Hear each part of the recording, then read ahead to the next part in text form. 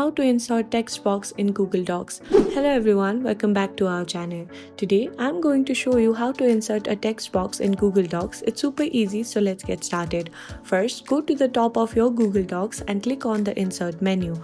From the drop down it appears, you need to select drawing. Now that the drawing canvas is open, you need to click on the text box icon.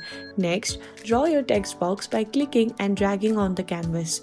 To make sure your text box stand out, let's give it a weight to the line. I recommend setting it to the 2 for better visibility. Once you are happy with your text box, click on Save and Close to insert it in your document.